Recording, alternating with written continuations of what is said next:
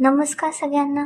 तुझं माझं नातं या कथेचे 19 भाग आपण पहिलेच आपल्या चॅनलवर अपलोड केलेले आहेत. ते तुम्ही ऐकू शकता. Come on baby. रोहन त्याच्या अजून जवळ आला. तिच्या साडीला हात लावणार तेवढ्यात सपकन असा एक जोरात आवाज त्या शांत रूममध्ये घुमला. रोहनच्या कानशिलात इतक्या जोरात बसली होती की त्याचा तोल गेला आणि तो जमिनीवर कोसळला. काही काळाच्या आतच दार उघडून एक व्यक्ती आत आली होती. त्या व्यक्तीचा चेहरा रागाने लालबुंद झाला होता. डोळे एखाद्या जखमी वाघासारखे पेटले होते आणि मुठी आवळलेल्या होत्या. काव्याने अर्धवट उघड्या डोळ्यांनी समोर पाहिलं. तिच्या डोळ्यांसमोरची अंधारी हळूहळू दूर होत होती. समोर उभ्या असलेल्या त्या व्यक्तीला पाहून तिच्या काळजाचा ठोका चुकला. तो शिव होता.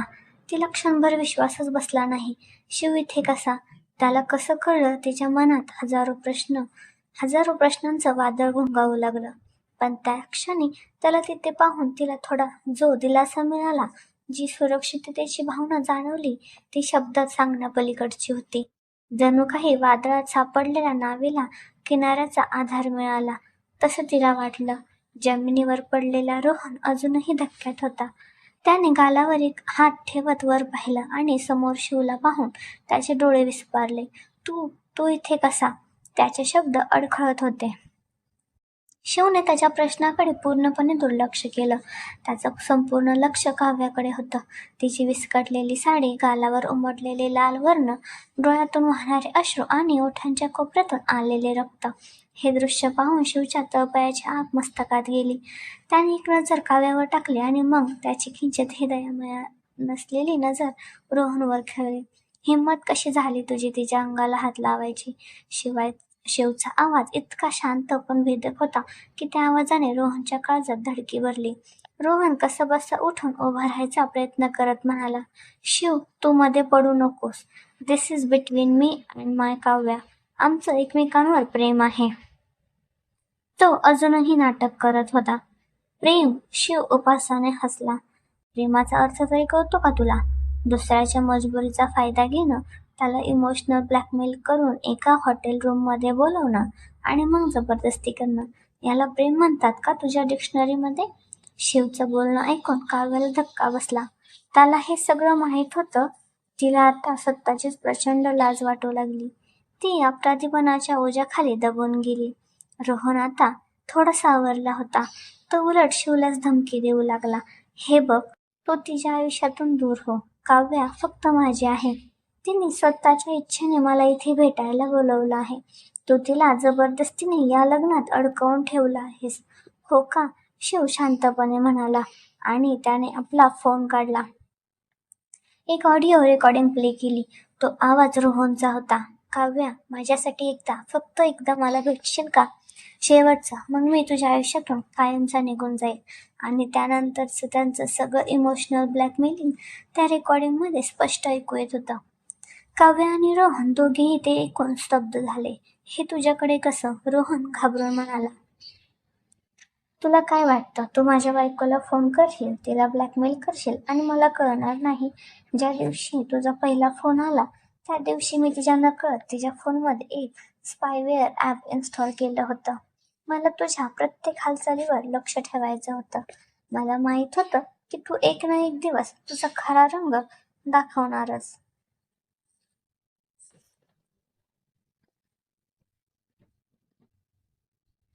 आता मात्र रोहनची पूर्णपणे फाटली.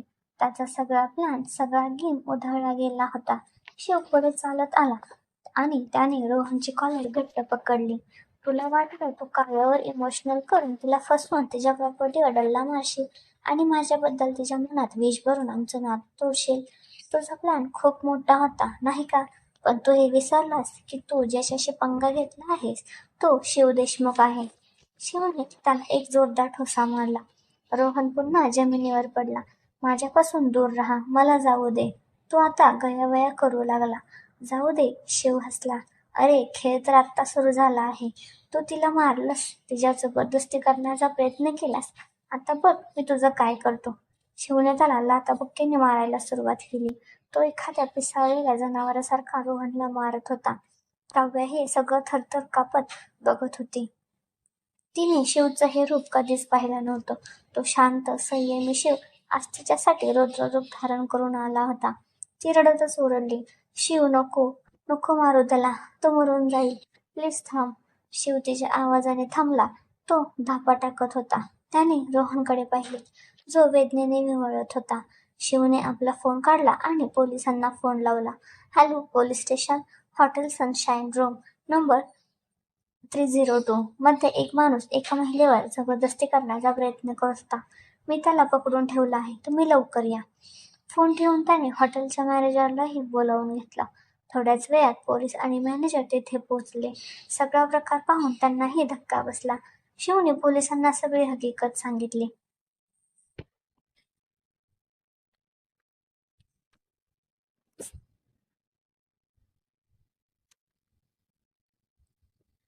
आणि पुरावा म्हणून ऑडिओ रेकॉर्डिंग दिली. पोलिसांनी जखमी झालेल्या रोहनला ताब्यात घेतलं आणि त्याला घेऊन गेले. आता त्या रूममध्ये फक्त शिव आणि काव्या उरले होते. एक भयान शांतता पसरली होती. काव्या खाली मान घालून फक्त रडत होती. तिच्याकडे बोलायला शब्द नव्हते. शिव तिच्या जवळ आला. त्याने आपला कोट काढला आणि तिच्या खांद्यावर टाकला, कारण तिची साडी पूर्णपणे विस्कटलेली होती. त्याचा स्पर्श होताच काव्या अधिकच रडू लागली. चल, तो फक्त इतकंच म्हणाला. त्याचा आवाज आता पूर्णपणे भावनाशून्य होता. ती काहीही न बोलता त्याच्या मागे चालू लागली. हॉटेलमधून बाहेर पडताना तिला लोकांच्या नजरा सहन होत नव्हत्या. तिला जमिनीलाच मिठी मारावीशी वाटत होती. गाडीत बसल्यावरही ती शांतता. शिव शांतपणे गाडी चालवत होता आणि काव्या खिडकीबाहेर बघत फक्त अश्रू ढाळत होती. ती शांतता तिला खात होती. शिवचा राग, त्याची चिडचिड ती सहन करू शकली असती, पण हे शांत राहणं तिच्यासाठी असह्य होतं.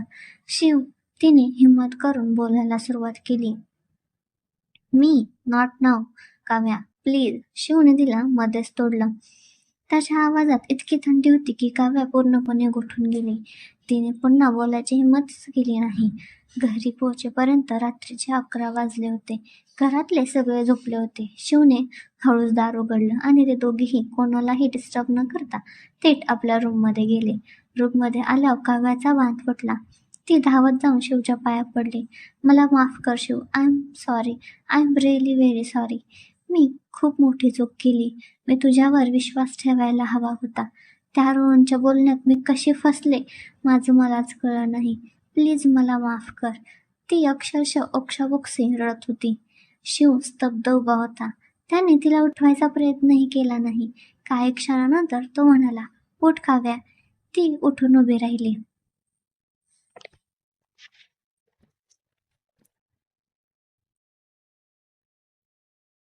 तुला काय वाटतं काव्या?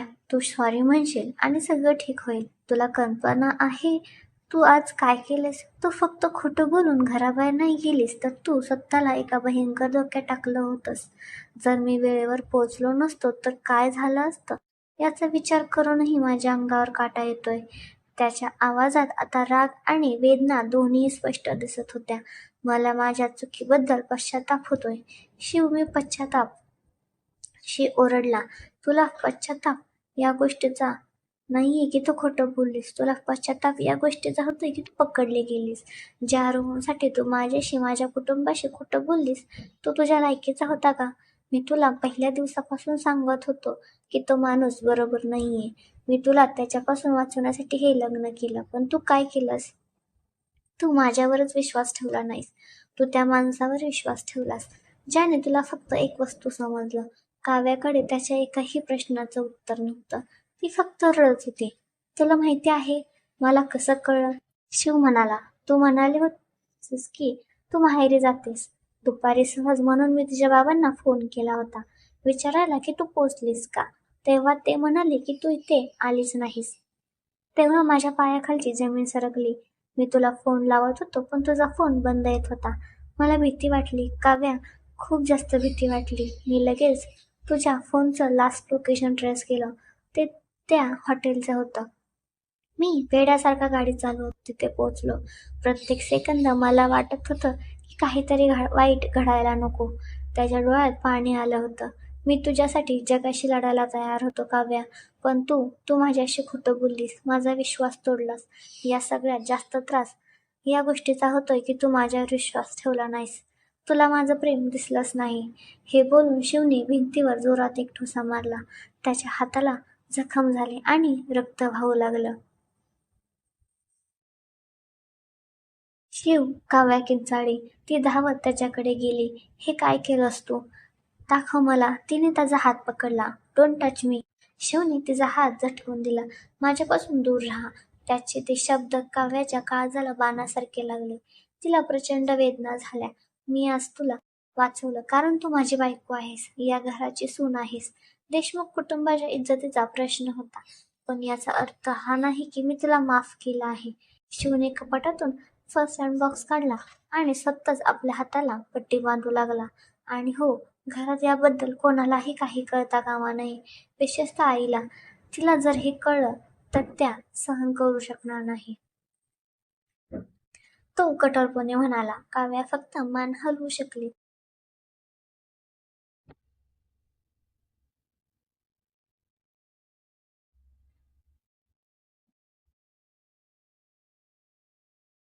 त्या रात्री शिव सोफ्यावर झोपला.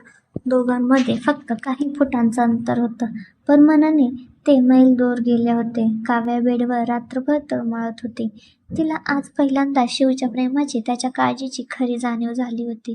पण जेव्हा ही जाणीव झाली तेव्हा तिने ते नातं स्वतःच्या हाताने एका अशा वळणावर आणून ठेवलं होतं जिथून पुढे जाणं खूप कठीण वाटत होतं. तिला शिवचे शब्द आठवत होते. माझा विश्वास तोडलास. तिने फक्त त्याचाच नाही तर संपूर्ण देशमुख कुटुंबाचा विश्वास तोडला होता. तिने त्या सगळ्यांच्या मायेचा, आपुलकीचा अपमान केला होता. पश्चातापाच्या आगीत ती जळत होती. तिला फक्त एकच हवं होतं, शिवची माफी. पण ती कशी मिळवायची हे तिला कळत नव्हतं. पहाटे कधीतरी तिला डोळा लागला, पण तोही अर्धवटच. सकाळी जाग आली. ते डोळे सुजलेले आणि अंग पूर्ण गळून गेलेलं होतं. तिने डोळे उघडून पाहिलं. शिव सोफ्यावर नव्हता. कदाचित तो सकाळी उठून गेला असावा. तिला उठून त्याच्या जवळ जाण्याची, त्याला मिठी मारून माफी मागण्याची प्रचंड इच्छा होती, पण हिंमत होत नव्हती. त्याच्या त्या थंड आवाजाची तिला भीती वाटत होती. ती तशीच बराच वेळ पडून होती. मनात विचारांचं काहूर माजलं होतं. काल जे काही घडलं ते सगळं एखाद्या भयान स्वप्नासारखं वाटत होतं. पण शिवच्या हाताला बांधलेली पट्टी तिला वास्तवाची जाणीव करून देत होती. तिने स्वतःला किती मोठ्या संकटात ढकललं होतं याची जाणीव होऊन तिला हुंदका फुटला. तेवढ्यात दार उघडल्याचा आवाज आला आणि अवनी आत आली. नेहमीप्रमाणेच प्रसन्न चेहऱ्याने ती रूममध्ये आली आणि तिने काव्याकडे पाहिलं. काव्याची अवस्था पाहून तिच्या चेहऱ्यावरचं हसू मावळलं. काव्याचे डोळे पूर्णपणे सुजले होते. ओठ पांढरे पडले होते. केस विस्कटलेले होते आणि चेहरा पूर्णपणे उतरला होता. तिच्या साडीचा पदराचा बोळा करून ती तशीच निपचित पडली होती. अवनी हळूच तिच्या जवळ आली आणि म्हणाली, काव्या, काय झालंय? अशी का झालीयस? काव्याने अवनीकडे पाहिलं. तिचा प्रेमळ चेहरा पाहून तिच्या डोळ्यात पुन्हा पाणी आलं. तिला काहीही बोलता आलं नाही. फक्त डोळ्यातून टपटप अश्रू पडू लागले. काय ग, अशी का रडतेस? अवनीने तिच्या डोक्यावरून हात फिरवत विचारलं. तिच्या मनात आलं, काल रात्री काहीतरी मोठं घडलं असावं. शिवही खूप अस्वस्थ वाटत होता. सकाळी अशी रोहनसाठी तर नाही न रडत. अवनीला वाटलं की काव्याला रोहनची आठवण येते, पण तिच्या पुढच्या क्षणी काव्याने अवनीला घट्ट मिठी मारली. तिचा हुंदका दाटून आला. ती अवनीच्या खांद्यावर डोकं ठेवून ओक्साबोक्शी रडू लागली. तिचं रडणं इतकं होतं की अवनीलाही क्षणभर काय करावं ते सुचलं नाही. अवनीने तिला थोपटलं. तिच्या पाठीवरून हात फिरवला आणि म्हणाली, काव्या, शांत हो. काय झालंय ते सांग तरी. अशी का रडतेस? काव्या काहीही बोलत नव्हती, फक्त रडत होती. तिचं अंग थरथरत होतं. अवनीला समजले की काहीतरी वाईट घडले आणि काव्याला फक्त मोकळं होऊन रडायचं आहे. तिने तिला रडू दिलं. बराच वेळ काव्या तशी रडत राहिली. तिने अवनीला इतक्या घट्ट पकडलं होतं की जणू काही तीच तीच तिचा एकमेव आधार होती. 5-10 मिनिटांनी काव्या थोडी शांत झाली. तिचे हुंदके थांबले होते, पण डोळ्यातून अजूनही पाणी वाहत होतं. अवनीने तिला प्रेमाने दूर केलं आणि तिच्या चेहऱ्यावरचं पाणी पुसलं. बस झालं रडून. आता सांगशील तरी काय झालंय? अवनीने शांतपणे विचारलं. काव्याने हळूच हळूच डोळे मिटले आणि मग उघडले. तिने दीर्घ श्वास घेतला आणि काल रात्री घडलेला सगळा प्रकार अवनीला सांगितला. रोहनने तिला कसं हॉटेलमध्ये बोलावलं, कसं ब्लॅकमेल केलं, तिच्यावर कशी जबरदस्ती करण्याचा प्रयत्न केला आणि शिवने ऐनवेळी येऊन तिला कसं वाचवलं हे सगळं तिने अगदी सविस्तर सांगितलं. शिवने तिला वाचवलं पण नंतर तिच्यावर खूप रागवला. त्याचा विश्वास तोडल्याबद्दल तिला कसं बोलला, त्याच्या हाताला कशी जखम झाली आणि तो रात्री सोफ्यावर का झोपला हे सगळं तिने अवनीला सांगितलं. सगळं ऐकून अवनी पूर्णपणे स्तब्ध झाली. तिच्या चेहऱ्यावर काळजी, राग, एक प्रकारची नाराजगी स्पष्ट दिसत होती. तिला धक्का बसला होता. काय हे सगळं झालं काल रात्री? अवनीच्या डोळ्यात पाणी आलं आणि शिवने तुला एक शब्दही बोलू नकोस असं सांगितलं. काव्याने मान डोलावली आणि पुन्हा रडायला लागली. हो अवनी, मला खूप लाज वाटते माझी. शिवने मला वाचवलं पण मी त्याच्याशी खोटं बोलले. अवनीने तिला पुन्हा मिठी मारली. यावेळी तिने काव्याला प्रेमाने थोपटलं आणि म्हणाले, वेडी कुठली, यामध्ये तुझी काय चूक? त्या रोहनच्या नालायकपणाचा तो परिणाम आहे. तू फक्त थोडी भाबडी राहिलीस एवढंच. पण एक गोष्ट खरी काव्या. अवनी थोडी थांबली. तिने काव्याला स्वतःपासून दूर केलं आणि तिच्या डोळ्यात पाहून म्हणाली, मी आणि शिवने तुला खूप समजावलं होतं. पार्थनेही तुला किती वेळा सांगितलं होतं की रोहन चांगला माणूस नाहीये, त्याच्यापासून दूर राहा म्हणून. पण तू त्याच्या प्रेमाची पट्टी डोळ्यावर बांधून घेतली होतीस. तू त्याच्या बोलण्यात इतकी अडकली होतीस की आमचं कोणाचंही ऐकलं नाहीस. आम्हाला वाटत होतं की तुला प्रेम म्हणजे काय हेच कळत नाहीये. आमचा जीव रोज टांगणीला लागलेला असायचा. अवनीच्या डोळ्यात ही पाहणी आलं होतं. ती म्हणाली, आम्हाला माहित होतं की तो कधी ना कधीतरी तुझा विश्वासघात करेल, पण तू असं काही करशील, हॉटेलमध्ये जाशील हे मात्र आम्ही कधीही विचार केला नव्हता. काव्याने पुन्हा रडायला सुरुवात केली. मी कशी फसले गवनी, मला कसं कळलं नाही तो असा आहे ते. मला शिवने किती वेळा सांगितलं पण मीच ऐकलं नाही. असू दे ग, जे झालं ते झालं, चांगल्यासाठी झालं, अवनी तिला शांत करत म्हणाली. आता तुला त्याची खरी लायकी कळली आणि शिवचं तुझ्यावर किती प्रेम आहे याचीही जाणीव झाली. बघ तो वेड्यासारखा झाला तुला वाचवायला. त्याने तुझ्यासाठी स्वतःचा जीव धोक्यात घातला. तो तुझ्यासाठी जगाशी लढायला तयार आहे. फक्त तू त्याला साथ दे. काव्या तिच्याकडे आशेने पाहू लागली. त्याच्या मनात अजूनही तुझ्याबद्दल प्रेम आहे, काळजी आहे. फक्त तो खूप दुखावला गेलाय. त्याचा विश्वास तुटलाय आणि तो स्वाभाविक आहे. अवनीने तिला समजावलं. माफ करेल का ग तो मला? काव्याच्या आवाजात आशा आणि भीती दोन्हीही होत्या. वेळेनुसार सगळं ठीक होईल. अवनी तिच्या डोक्यावरून हात फिरवत म्हणाली. त्याचं मन खूप मोठं आहे. त्याला तुझ्यावर राग आहे पण प्रेमही तितकंच आहे. तू फक्त त्याला वेळ दे. आणि हो, त्याच्याशी प्रामाणिक राहा. जे झालं ते झालं. आता विसरून जा हे सगळं. फक्त शिववर विश्वास ठेव. यापुढे त्याच्याशी कधीही खोटं बोलू नकोस. त्याला दुखावू नकोस. त्याला दाखवून दे की तुला त्याची किंमत कळली आहे. अवनीने तिला बेडवरून उठवलं आणि बाथरूममध्ये जायला सांगितलं. आता शांत हो आणि फ्रेश होऊन ये. मी तुझ्यासाठी काहीतरी गरम खायला आणते. काव्या हळद उठली आणि बाथरूममध्ये गेली. अवनी तिच्या मागे उभी राहून तिला पाहत होती. तिच्या डोळ्यात काव्यासाठी काळजी आणि प्रेमाची भावना होती.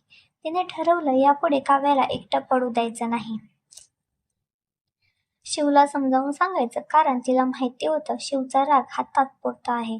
त्यामागे काव्याबद्दलची अतोनात काळजी आणि प्रेमच दडलं आहे.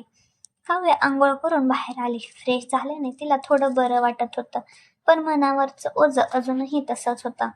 अवनीने तिच्यासाठी गरम कॉफी आणि सँडविच आणलं होतं. खा काहीतरी, अशी उपाशी राहू नकोस, अवनी म्हणाली. काव्याने घास तोंडात टाकला पण तिला गिळवेना. शिवला लागलंय ग, त्याला खूप वेदना होत असतील. मी बघितलं त्याला रात्री, त्याने स्वतः पट्टी बांधली होती. अवनी म्हणाली, आता तू खा आणि आराम कर. मी आईंना सांगते की तुला बरं नाही. काव्याने मान हलवली. अवनीने तिला आधार दिला. तिचं दुःख वाटून घेतलं. तिच्या डोळ्यात शिव आणि अवनी दोघांबद्दलही कृतज्ञता होती. तिला कळलं होतं की तिने खूप मोठी चूक केली आहे, पण त्याचबरोबर तिला शिवच्या प्रेमाची आणि देशमुख कुटुंबाच्या आपुलकीची खरी किंमत कळली होती. आता तिला फक्त एकच गोष्ट करायची होती.